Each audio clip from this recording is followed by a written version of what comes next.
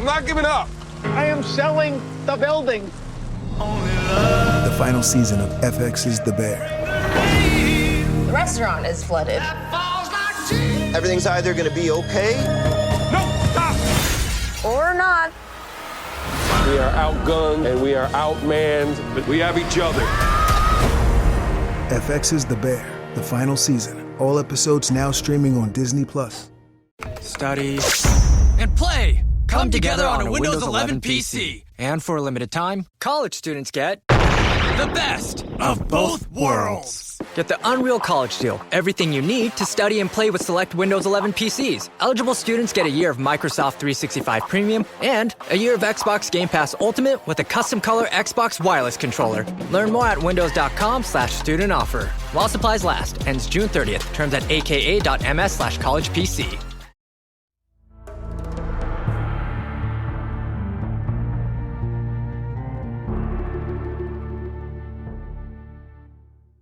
The Case for a Lost World. The story of humanity is usually told as a linear progression, a steady climb from scattered hunter-gatherers to settled agriculturalists, then to cities, kings, and civilizations.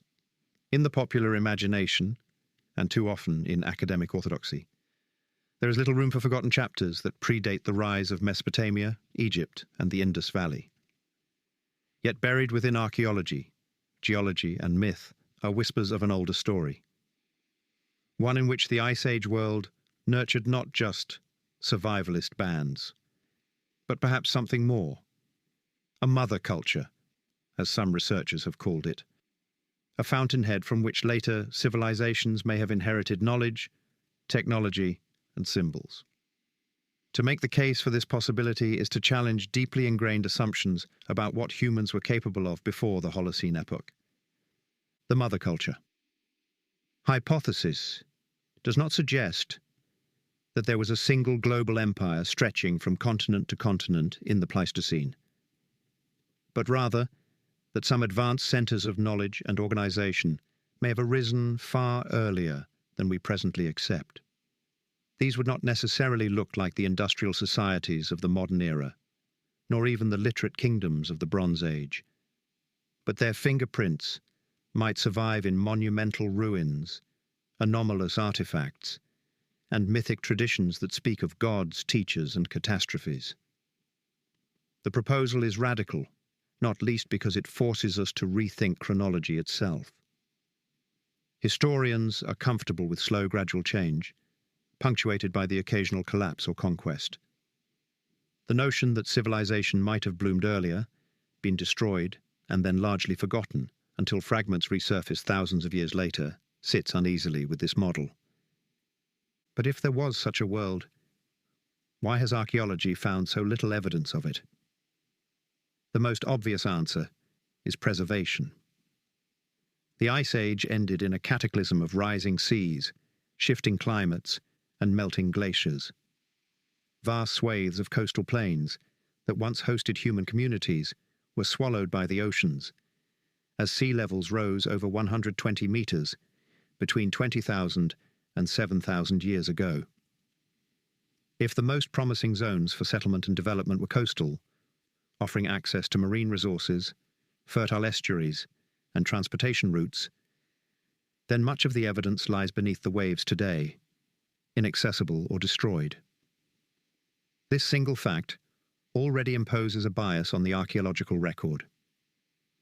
The deeper we dig into time, the more of humanity's story has literally been drowned. Even on land, preservation is rarely kind. Organic materials, wood, textiles, papyrus, leather, decay quickly in most environments unless sealed away in exceptional conditions like the sands of Egypt or the permafrost of Siberia.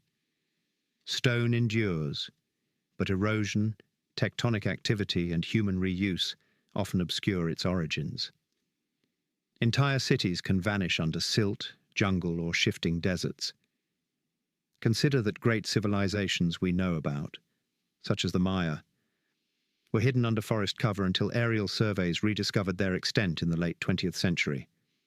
If urban centers just 1,500 years old could vanish so thoroughly, what of societies 12,000 or 20,000 years past, subjected to floods, earthquakes, and erosion for millennia. The silence of the record may not be proof of absence, but the inevitable result of time's attrition. Compounding these difficulties is the challenge of dating sites that fall outside the accepted chronology. Archaeology has long relied on typologies of artifacts, pottery styles, tool shapes, architectural sequences, to establish relative timelines. Absolute dates come primarily from radiocarbon analysis, which measures the decay of carbon-14 in once living material. Yet radiocarbon has its limits. It cannot reliably date samples beyond about 50,000 years, and contamination can easily skew results. More critically, radiocarbon requires organic remains. Stone monuments, the very structures most likely to survive deep antiquity, cannot themselves be directly dated. Instead, researchers must date charcoal or bone fragments found nearby, and then argue about whether those remains are truly associated with the construction of the monument. Such ambiguity leaves ample room for controversy, especially when suggested dates clash with established views of human development. The debates over Göbekli Tepe in Turkey illustrate this perfectly. Radiocarbon dates indicate monumental construction as early as 9,600 BCE, thousands of years before Mesopotamian temples. For decades, archaeologists assumed that only sedentary farming societies could organize such feats. Yet here, at the very dawn of the Holocene, hunter-gatherers, or someone else, erected vast stone enclosures with carved pillars and intricate symbolism. The evidence challenges the belief that agriculture came first, and monuments followed. Instead, it suggests that monumental building may have been part of what spurred the adoption of agriculture. Such reversals of orthodoxy reveal just how much we still do not know, and how fragile our reconstructions of prehistory truly are. Resistance to the idea of pre-Holocene civilizations is not simply a matter of missing data. It is also a matter of intellectual culture. Archaeology, like any discipline, develops paradigms, and paradigms resist disruption. For much of the 20th century, the reigning view was that civilization began no earlier than 4,000 to 3,000 BCE, and that prior to this, humans lived in simple, egalitarian bands. This narrative dovetailed neatly with evolutionary progressivism and the notion of a steady climb from primitive to advanced.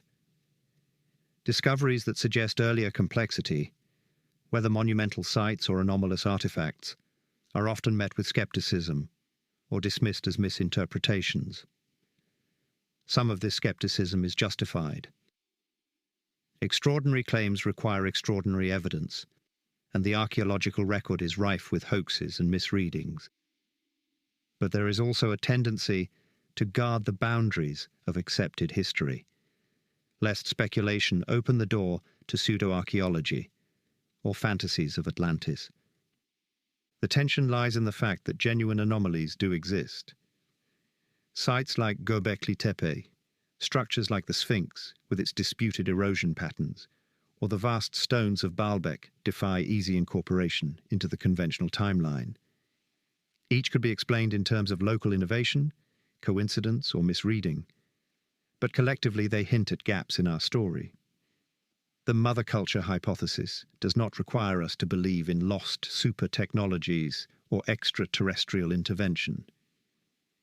It merely asks us to consider whether human ingenuity may have achieved more earlier than we have credited. After all, anatomically modern humans have existed for over 200,000 years.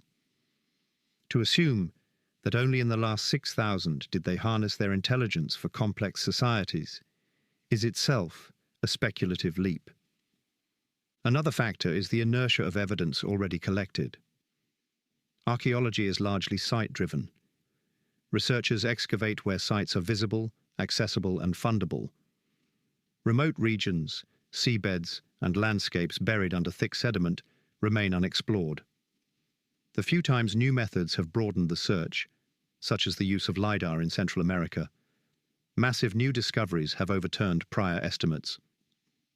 If a comparable technology were applied systematically to submerged coastlines or buried floodplains, our understanding of early humanity could be transformed overnight. The lack of evidence may simply be the result of not looking in the right places with the right tools.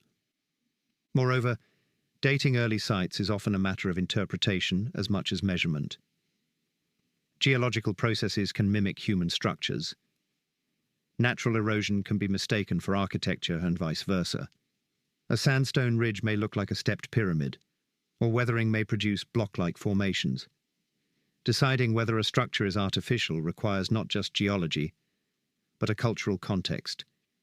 And in the absence of artifacts, that context is elusive. The conservative instinct is to assume natural origin until overwhelming evidence suggests otherwise.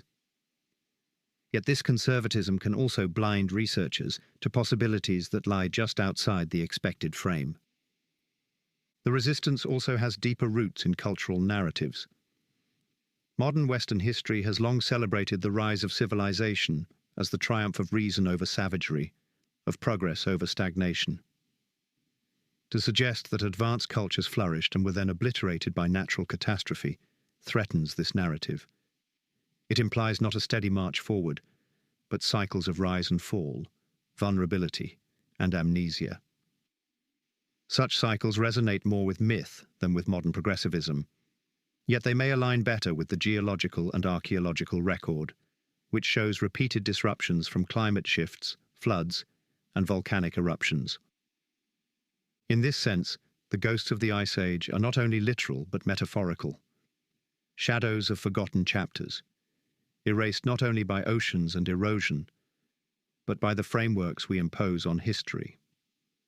To seek them requires both evidence and imagination.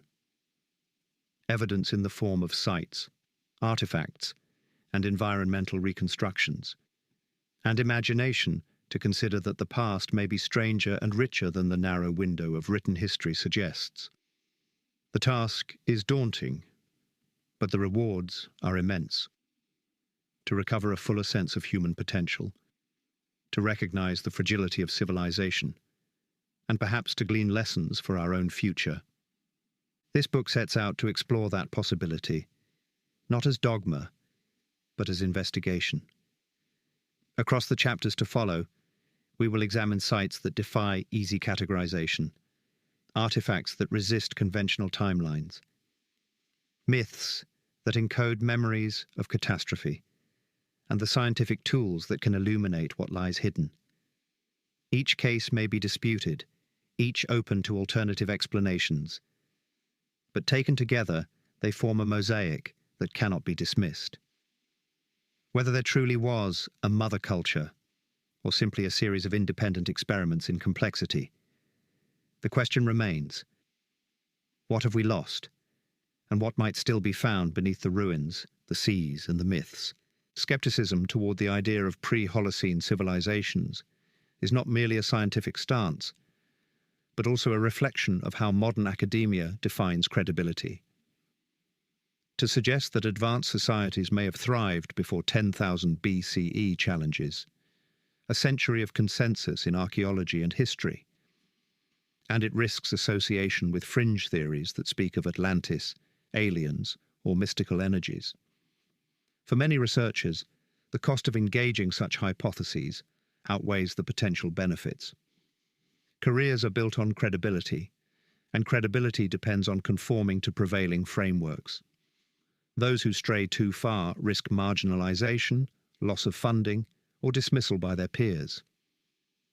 This dynamic has created an invisible fence around the study of deep antiquity, one that protects against pseudoscience but also discourages bold exploration. One example lies in the reception of Robert Schoch's water erosion hypothesis for the Great Sphinx of Giza. Schoch, a geologist, argued that the weathering patterns on the Sphinx enclosure suggested exposure to heavy rainfall thousands of years earlier than dynastic Egypt, pushing its construction back into the misty pre-Holocene. His claim sparked outrage among Egyptologists, not because the evidence was trivial, but because it disrupted the carefully constructed chronology of the Old Kingdom. If the Sphinx were far older, the neat evolutionary sequence from pre-dynastic village to pyramid-building state would be thrown into question. Instead of re-examining the broader model, the mainstream chose to defend the existing framework. For archaeologists, it was safer to assume Schoch's interpretation of erosion was flawed than to admit the possibility of advanced monumental building in a time long before pharaohs. This resistance is often justified in the name of methodological rigor. Archaeology demands context. A structure without artifacts is difficult to date, and artifacts without stratigraphy are of little value. Yet this methodological caution can become a straitjacket. When confronted with data that does not fit the accepted framework, the instinct is to explain it away as error, coincidence, or hoax. Critics often cite the danger of confirmation bias, the tendency to see what one wants to see. But confirmation bias runs both ways. The entrenched assumption that advanced civilization cannot predate the Holocene ensures that evidence pointing in that direction is often ignored or minimized. There is also a cultural prejudice embedded in these debates. The traditional narrative sees civilization as a uniquely recent achievement, a triumph born of the agricultural revolution. To admit the possibility of earlier complexity risks undermining the mythology of progress that underpins modern identity. Civilization, in this view, is not the fragile, cyclical phenomenon described in myths, but an inevitable product of human ingenuity, once certain thresholds were crossed. To suggest otherwise, to imagine civilizations lost to time, their lessons unheeded, is to confront the fragility of our own. It forces us to see ourselves not as the pinnacle of history, but as another iteration in a cycle of rise and fall. Such a view is unsettling, even existentially threatening. The irony is that the very myths often dismissed as superstition may contain echoes of such forgotten cycles.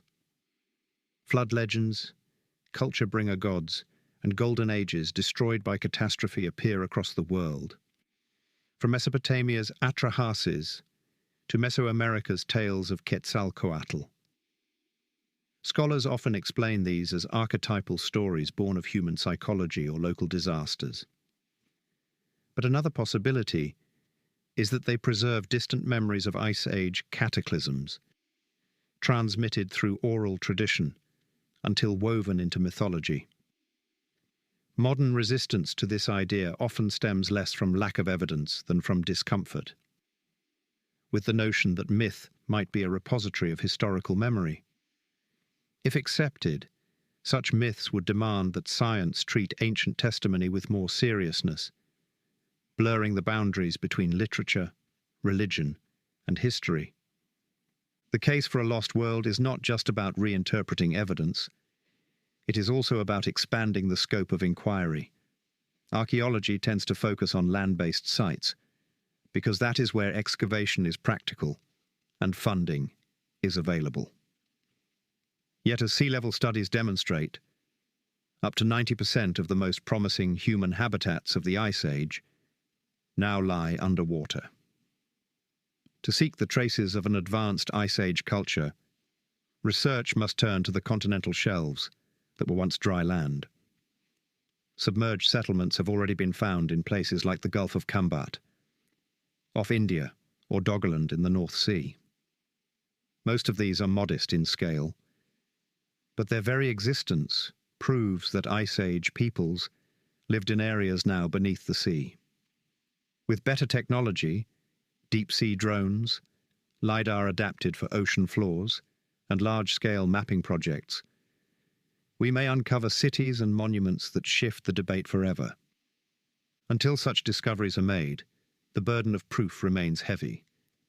Every anomaly is scrutinized, every claim contested, often with more vigor than comparable debates within accepted history. When archaeologists argue over the dating of Troy, for example, or the location of Homer's Ithaca, The disputes are vigorous, but remain within the bounds of orthodoxy. Suggesting that civilizations existed in 10,000 or 20,000 BCE, however, pushes one into a different category. No longer a contributor to mainstream scholarship, but a provocateur. For this reason, many legitimate researchers remain silent, unwilling to risk professional standing. Those who do speak out often find themselves lumped together with more sensational claims about aliens or psychic powers. Thus the field remains thinly populated, with a few brave or eccentric voices carrying forward the debate.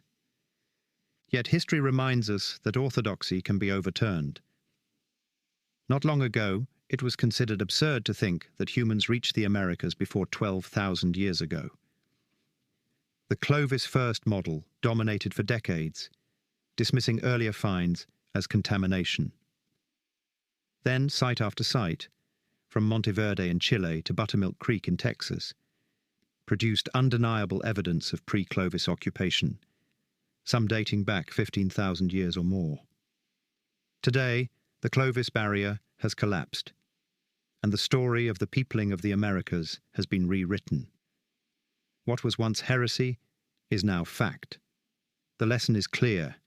Skepticism is essential, but dogmatism can blind us. Tomorrow's breakthroughs may come from today's anomalies. The purpose of this book is to approach these anomalies with seriousness, not credulity.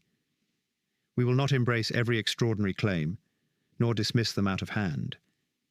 Instead, we will examine the evidence case by case, weighing the strengths and weaknesses, and asking whether taken together they point to a larger pattern. Our scope is deliberately global. From Turkey to Peru, from Indonesia to the Mediterranean, from India's submerged ruins to the cartographic anomalies of Renaissance maps. No single site proves the existence of a lost civilization, but the convergence of multiple lines of evidence may reveal something more profound than coincidence. We will also consider the tools of modern science, geology, genetics, oceanography, and remote sensing, that allow us to probe deeper into the past than archaeology alone. Just as DNA studies have revolutionized our understanding of human migrations, so too might undersea surveys revolutionize our understanding of human settlements. The integration of disciplines is essential, for no single method can provide the full picture. The ghosts of the Ice Age hide in the overlap of fields, in the erosion patterns of ancient stones, the oral traditions of indigenous peoples, the satellite imagery of lost river systems, the isotopes in sediments. Only by weaving these strands together can we approach a holistic vision of what might have been. The goals of this investigation, then, are threefold. First, to present the anomalies themselves with clarity and detail, stripping away sensationalism, but also resisting dismissal. Second, to place these anomalies within a broader framework of environmental change, recognizing that the end of the Ice Age was a time of profound upheaval that could have erased much of human achievement. Third, to explore the implications for our understanding of civilization itself. If advanced societies rose and fell before the Holocene, then history is not linear but cyclical, and our present global culture may not be the first to walk the knife's edge between survival and collapse. It is crucial to stress that this is not about reviving Atlantis or indulging in fantasies of vanished super technologies. The case for a lost world is grounded in real evidence, however incomplete, and in the recognition of how fragile the archaeological record truly is. We know that most of human history has vanished without trace. We know that catastrophic sea level rise destroyed the coastlines where people once lived. We know that myths of floods and lost ages echo across the world. The simplest explanation is that something did happen, something that shaped human memory and perhaps seeded the foundations of later civilizations. To explore this possibility is not to abandon science, but to extend its curiosity into the shadows where evidence is sparse. The ghosts of the Ice Age call to us not as certainties, but as questions. Did human ingenuity once rise to heights we cannot imagine, only to be shattered by catastrophe? Did knowledge survive in fragments, passed down through myths, symbols, and scattered ruins? Or are these patterns illusions, coincidences woven together by a mind hungry for lost golden ages? The answer lies in the careful sifting of evidence, in the willingness to challenge assumptions, and in the humility to accept that our picture of the past is far from complete. This book begins, then, not with conclusions, but with an invitation to journey through the anomalies, the mysteries, and the forgotten landscapes of human history. From the pillars of Göbekli Tepe to the precision stones of Pumapunku. From the submerged temples of Dwarka to the enigmatic maps of Renaissance explorers. We will follow the trail of questions that lead us deeper into the possibility of a lost world.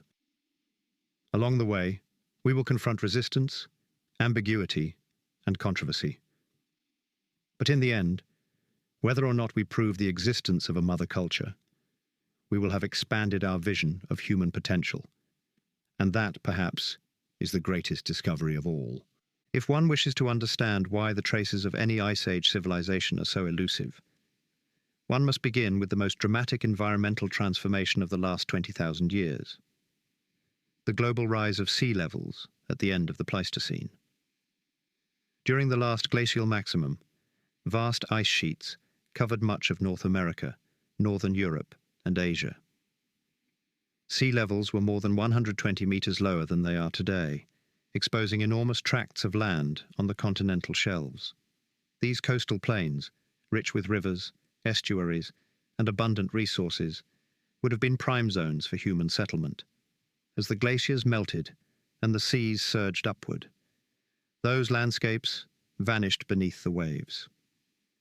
What we see today as coastlines are but the ragged edges of a drowned world. The scale of this loss is difficult to comprehend. Take Southeast Asia, where the Sunda Shelf once connected the islands of Sumatra, Java, and Borneo into a single subcontinent, nearly the size of Europe.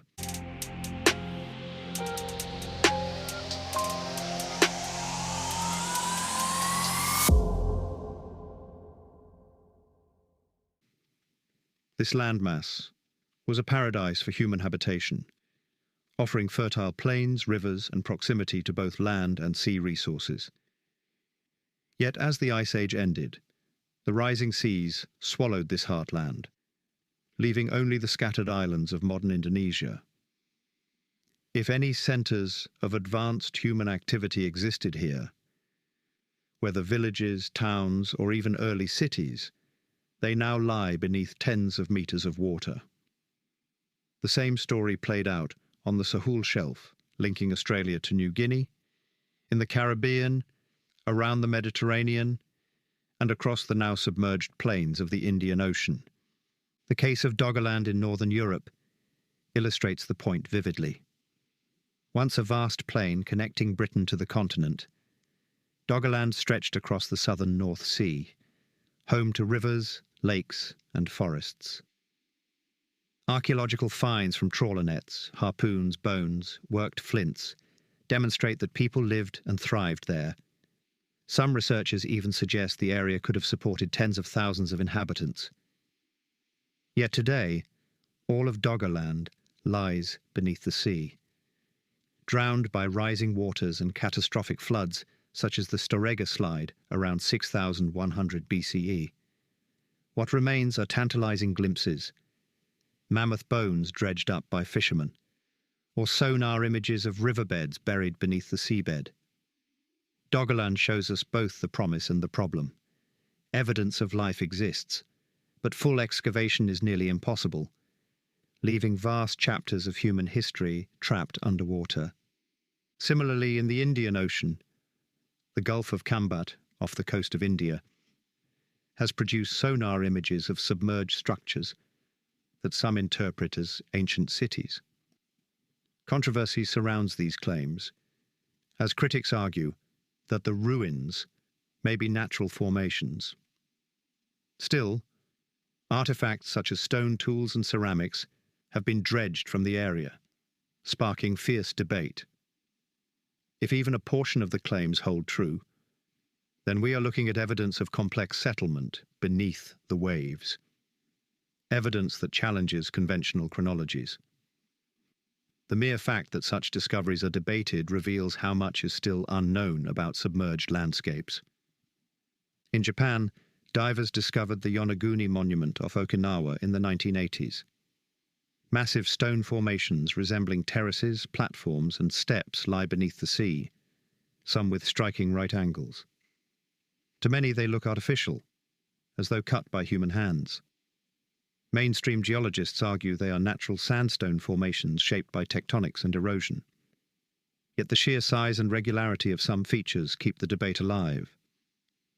Whether Yonaguni is natural, artificial, or a combination of both, the discovery highlights the tantalizing possibility that beneath the seas lie structures of great antiquity.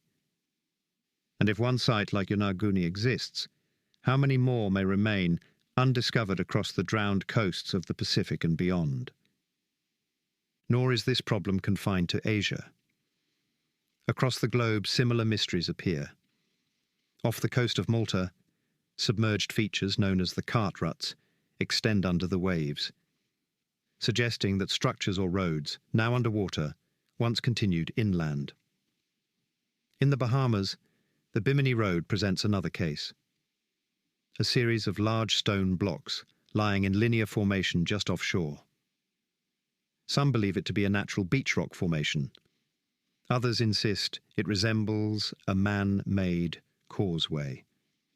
Once again, the controversy overshadows the deeper issue.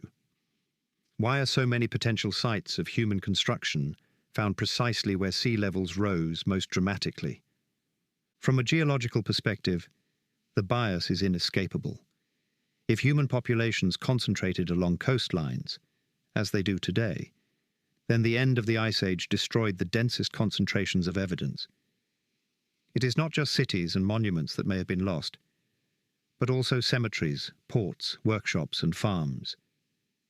What remains on land are the hinterlands, the mountain refuges, the marginal areas that survived inundation. Our picture of the past is thus not only incomplete, but systematically skewed. We are looking at history through the wrong end of the telescope, with the richest zones of evidence hidden beneath oceans. This preservation bias also explains the patchwork nature of the archaeological record. When we do find monumental structures on land, dating to deep antiquity, such as Göbekli Tepe, they appear anomalous precisely because their coastal counterparts are gone. Without the broader context of contemporaneous sites, such monuments stand isolated, raising puzzles about who built them, why, and how. The mystery of Göbekli Tepe may be less about the site itself, and more about what is missing, the countless other sites erased by rising seas. But preservation bias is not limited to inundation. On land, erosion and sedimentation can bury or obliterate sites for millennia. The Black Sea flood hypothesis provides one example. Around 5,600 BCE, rising Mediterranean waters are thought to have broken through the Bosporus, flooding the Black Sea basin and expanding it dramatically. If communities lived along its shores, and evidence suggests they did, entire settlements would have been lost beneath the floodwaters. Similarly, river deltas such as those of the Nile, Indus, and Ganges have shifted over time, burying ancient structures beneath layers of silt. Excavating these areas requires immense effort, and many sites likely remain undiscovered. To appreciate the scale of what may be missing, consider that less than 1% of the Earth's surface has been systematically surveyed by archaeologists. Even within that tiny fraction, discoveries often emerge by chance. Construction workers unearthing ruins, or farmers ploughing up artifacts. Remote sensing technologies like LiDAR have revolutionized our view of dense jungles, revealing vast ancient cities in Central America and Southeast Asia that had been invisible for centuries. If such discoveries can be made on dry land, where excavation is comparatively simple, what might be found beneath the oceans with similar technologies? The answer could transform our understanding of human history. Beyond physical destruction, there is also the problem of time's erosion of context. Even when structures survive, the artifacts and organic remains that would explain them often do not. Stone walls endure, but wooden beams rot. Monumental foundations remain, but the cultural layers that reveal daily life disappear. Without this context, archaeologists struggle to assign meaning. The surviving fragments are like torn pages from a book. We can guess at the story, but much of the text is lost. Taken together, these factors explain why the search for a lost civilization is not a matter of proving a negative. The absence of evidence is exactly what we should expect after 12,000 years of catastrophic floods, erosion, and tectonic upheaval. What is remarkable is not that we find so little, but that we find anything at all. Sites like Göbekli Tepe, submerged ruins, and anomalous artifacts are the exceptions that survived against extraordinary odds. They are the visible tips of a much larger hidden iceberg of human history. What emerges from this perspective is a sobering realization. The archaeological record is not an objective window into the past, but a distorted sample shaped by geology and climate. It is like trying to reconstruct a vanished library from a handful of surviving books, many with missing pages. To insist that civilization must have begun only where evidence remains visible is to ignore the vastness of what has been destroyed. In truth, the silence of the record is itself evidence of the forces that have erased it. If we accept this, then the debate shifts. The question is not whether we have found definitive proof of a lost Ice Age civilization. The question is whether it is reasonable to believe that nothing could have existed when 90% of the likely evidence zones are inaccessible. To dismiss the possibility outright is to confuse absence of evidence with evidence of absence, a logical fallacy that has misled scholars before. Just as the Clovis first model crumbled when new sites were found, so too may the Holocene first model of civilization collapse when submerged landscapes yield their secrets. In the chapters that follow, we will return to this problem again and again. Each anomaly, whether megaliths, maps, or myths, must be understood, not in isolation, but in the context of what has been lost. Preservation bias means that the extraordinary is often all that remains. We see the monuments because they are stone. We see the myths because they were told and retold. But the ordinary realities of life, the settlements, the tools, the written records, if they existed, are gone. Reconstructing the case for a lost world, therefore, requires piecing together these fragments, reading between the gaps, and recognizing that silence does not mean emptiness. If the ghosts of an Ice Age civilization linger in ruins and myths, the question of when those ghosts walked the earth is bound by the frailties of our dating techniques. Archaeology, for all its rigor, is a science constrained by the tools it uses to anchor time. When we speak of radiocarbon dates, thermoluminescence, or optically stimulated luminescence, we imagine precise clocks ticking back into prehistory. Yet each method carries limitations, assumptions, and error margins. The deeper into the past we peer, the more those margins expand, until they blur the line between certainty and speculation. Understanding these constraints is crucial to grasping why debates over deep antiquity often stall in controversy. Radiocarbon dating remains the workhorse of archaeological chronology. By measuring the decay of carbon-14 isotopes in once living material, scientists can estimate the time elapsed since death. The method is powerful but not omnipotent. First, it is limited to organic remains: charcoal, bone, wood, seeds. monumental stone structures which dominate the Ice Age anomaly debate cannot themselves be directly dated. Instead, archaeologists rely on associated organic material, charcoal from construction layers, bone fragments in nearby deposits, or even soot on walls. But association is not causation. Charcoal found at the base of a wall may predate the wall's construction by centuries, or may have been introduced long after. This ambiguity fuels disputes.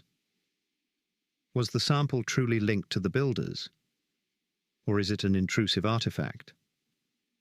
Second, radiocarbon dating has an effective range of about 50,000 years. Beyond this, the residual carbon-14 becomes so scarce that measurements drown in noise. Even within its range, calibration is required. The amount of carbon-14 in the atmosphere has not been constant across millennia. Solar activity, geomagnetic fluctuations, and other factors alter its production. Calibration curves, built from tree rings and other records, adjust raw dates into calendar years. Yet these curves have gaps, wiggles, and regional variations. For the period most relevant to the Ice Age, 10,000 to 20,000 years ago, calibration is particularly tricky. A date of 12,000 years before present may in fact represent a window spanning centuries. For societies that may have risen and fallen within a few centuries, this uncertainty is significant. When radiocarbon dates challenge orthodoxy, critics often pounce on these uncertainties. The case of Gunung Padang in Indonesia illustrates this vividly. Geophysical surveys and radiocarbon samples suggested occupation or construction phases reaching back perhaps 20,000 years. If true, this would overturn conventional chronology. Yet skeptics argue the dated material could have come from natural deposits beneath the site, not human activity. Without definitive stratigraphic association, the extraordinary claim falters. Here the limits of radiocarbon become the battleground on which entire theories stand or collapse. To supplement radiocarbon, archaeologists employ thermoluminescence TL and optically stimulated luminescence OSL dating. These methods measure the trapped electrons in minerals, such as quartz or feldspar, released when the material is last heated, in the case of TL, or last exposed to sunlight, in the case of OSL. They can date pottery, burnt flints, or sediments that were once on the surface. In theory, OSL can extend back hundreds of thousands of years, far beyond radiocarbon's range. But in practice, it too suffers from uncertainties. Was the material fully zeroed before burial?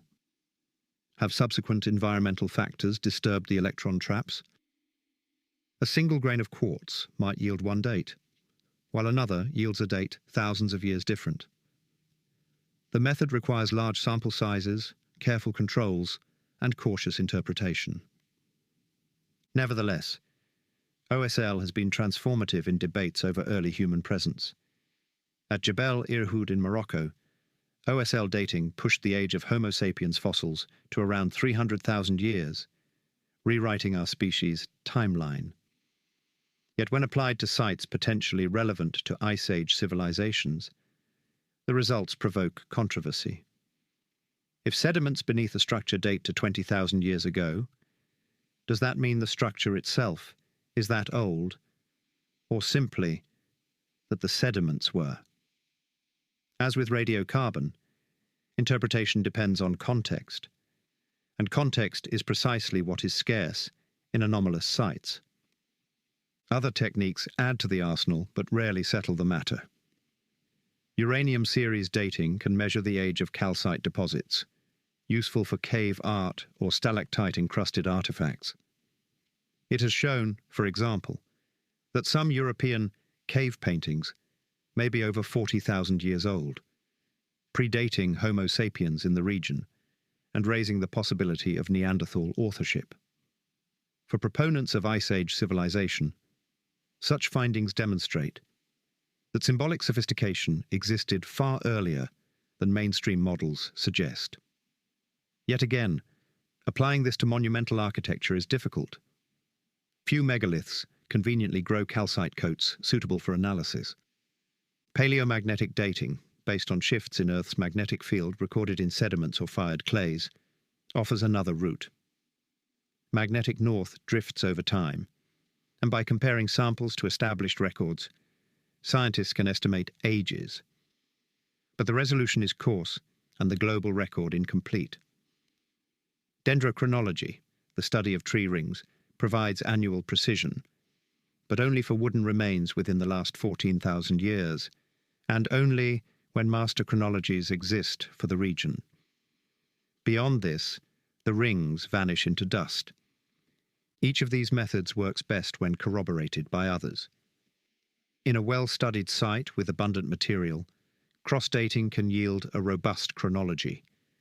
But for anomalous sites, isolated monuments, submerged ruins, enigmatic artifacts, such abundance is absent. One or two dates, often from questionable contexts, carry enormous interpretive weight. Supporters highlight the earliest possible readings. Skeptics emphasize the latest. The debate becomes less about science and more about which uncertainties one is willing to accept. This fragility explains why the archaeological establishment clings to conservative chronologies. If a stone structure lacks definitive dates, the default assumption is that it belongs to the nearest known culture in the region. Thus, enigmatic megaliths in the Andes are attributed to the Inca, even when their style differs markedly, because the Inca are the best documented builders in the area. The possibility of earlier, lost builders is considered only when direct evidence forces the issue. Without secure dates, the conservative stance prevails. Better to understate antiquity than to risk exaggeration. Yet this conservatism may itself distort the truth. Imagine future archaeologists studying our era, but with only fragments. Skyscraper foundations, stripped of steel, drowned cities under rising seas, and a handful of out-of-context artifacts. If their dating methods could not directly capture concrete or glass, they might misattribute skyscrapers to a later culture that reused the ruins, or dismiss the anomalies as geological oddities. The analogy may seem far-fetched, but it highlights the limitations of the tools we trust. Dating is not an absolute truth machine. It is a probabilistic inference built on fragile associations. This raises a critical question. If our dating techniques are inherently constrained, how much weight should we give to anomalies that seem to push the timeline back? Should we demand the impossible standard of perfect association, or accept that in a world ravaged by sea level rise and erosion, such perfection may never come? To wait for flawless proof is to wait forever. To accept every anomaly uncritically is to plunge into fantasy. The challenge is to navigate between these extremes, acknowledging both the power and the limits of our methods. An instructive case lies in the Clovis first collapse. For decades, North American archaeology insisted that humans arrived around 12,000 years ago, based on radiocarbon-dated Clovis sites. Earlier claims were dismissed for lack of secure dates or clear associations. Yet as dating techniques improved and more sites were found, evidence of pre-Clovis occupation became undeniable. Monteverde in Chile, radiocarbon dated to 14,500 years ago, broke the barrier. Subsequent OSL and other methods pushed occupation even further back. The lesson is sobering. For years, methodological caution blinded researchers to possibilities that were, in fact, real. The dating tools had not failed, but their interpretation had been too rigid. Today, we may be repeating the same mistake on a grander scale. Sites like Gunung Padang, underwater ruins in India, or enigmatic megaliths may lack the perfect dates demanded by orthodoxy. But given the known limitations of dating, perhaps the more reasonable stance is openness to possibility rather than outright dismissal. To acknowledge uncertainty is not to abandon science. It is to embrace its true spirit. Ultimately, the ghosts of the Ice Age are not only buried beneath seas and sediments, they are hidden in the margins of error, the blind spots of our chronologies. They remind us that time is not a clear window, but a fogged glass, through which we glimpse shadows and outlines. We must learn to read those shadows with humility, resisting both dogmatism and credulity. Only then can we hope to reconstruct the deeper story of humanity, a story written not only in stone and carbon, but in the very limits of our knowledge. To understand why the idea of a lost Ice Age civilization faces such resistance, we must step back and look at the history of scientific paradigms. Archaeology, like geology and biology before it, has always been shaped by powerful intellectual frameworks that determine what kinds of questions are considered legitimate.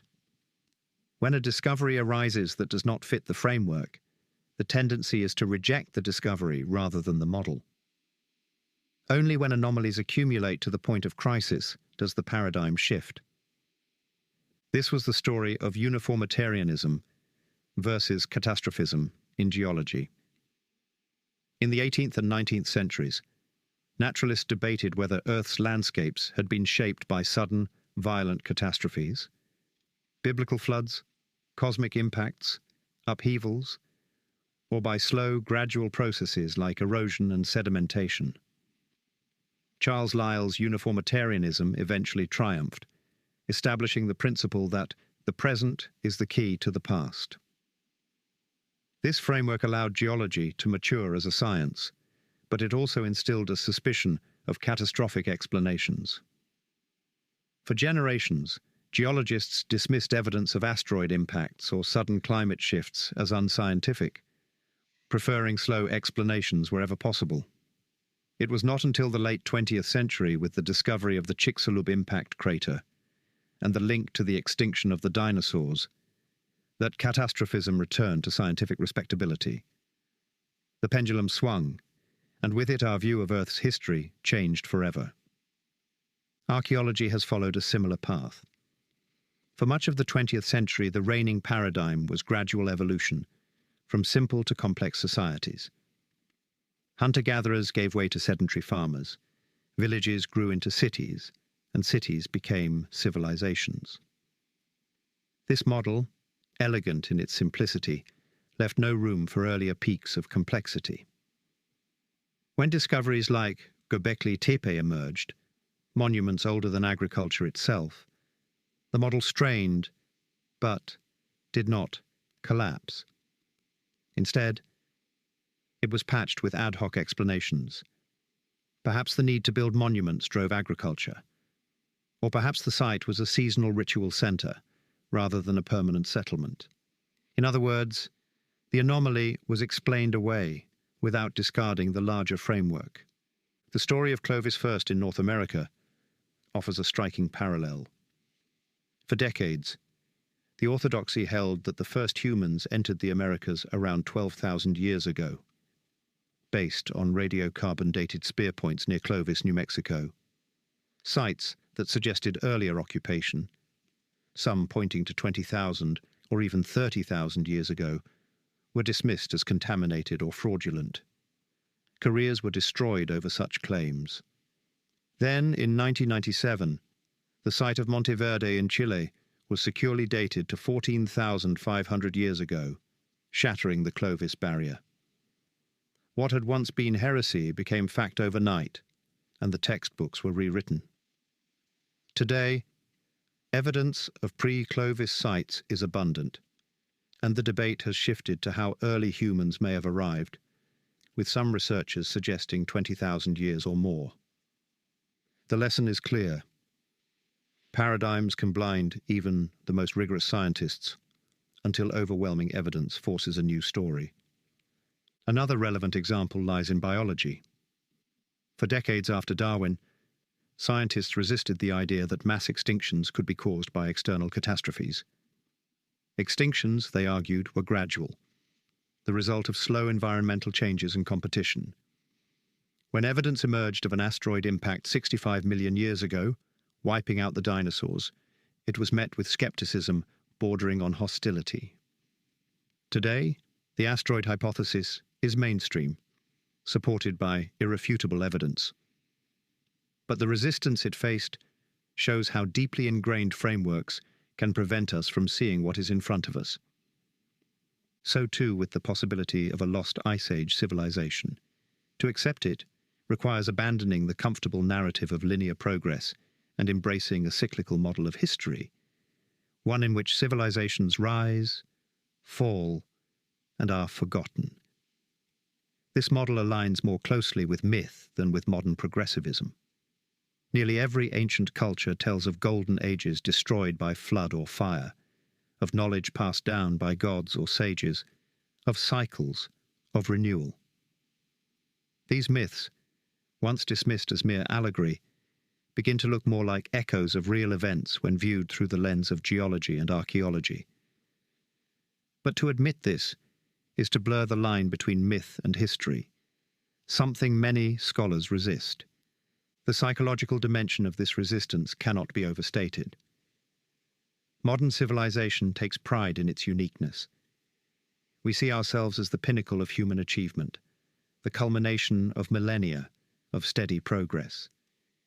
To imagine that others may have risen before us and fallen into oblivion undermines this sense of inevitability. It forces us to confront our own fragility, to admit that we are not exempt from the cycles of nature. The very idea that our global civilization could vanish, leaving little more than ruins and myths for future generations to puzzle over, is deeply unsettling. And yet history, both human and geological, suggests that such fragility is the rule, not the exception. This book sets out to challenge those assumptions. Its goal is not to prove beyond doubt that a lost civilization existed in the Ice Age, for such proof may never be possible. Instead, the aim is to examine the evidence with open eyes, to treat anomalies as clues rather than dismissals, and to ask whether a coherent picture emerges when they are viewed together. If nothing else, this approach restores balance to the conversation. Too often, the debate has been framed as mainstream orthodoxy versus sensationalist speculation. But there is a middle path, rigorous curiosity, willing to explore without succumbing to fantasy, but also unwilling to dismiss what does not fit. The scope of the investigation is broad. We will look at sites: Göbekli Tepe in Turkey, Gunung Padang in Indonesia, the Sphinx of Egypt, Puma Punku in Bolivia, Baalbek in Lebanon, and submerged ruins from Japan to India. We will examine artifacts, the Antikythera mechanism, the Baghdad battery, anomalous metallurgical finds. We will study maps that suggest inherited knowledge of Ice Age coastlines. We will compare myths of floods, gods, and stars from cultures around the world. And we will consider the science, geology, genetics, oceanography, and remote sensing technologies that expand our view of the past. Each strand may be debated, but together they weave a tapestry too compelling to ignore. The framework is not one of certainty, but of possibility. We may not be able to prove the existence of a mother culture in the Ice Age, but we can show that the orthodox dismissal of the idea is unwarranted. We can demonstrate that the archaeological record is incomplete by necessity, that preservation bias erases evidence, that dating methods carry uncertainty, and that myths may encode memories of real events. We can show that the anomalies are real, even if their interpretation is contested. In doing so, we can open a space for new questions, new explorations, and perhaps even new discoveries. Ultimately, the pursuit of a lost world is not just about the past. It is about the present and the future. If civilizations have risen and fallen before, then our own is not immune.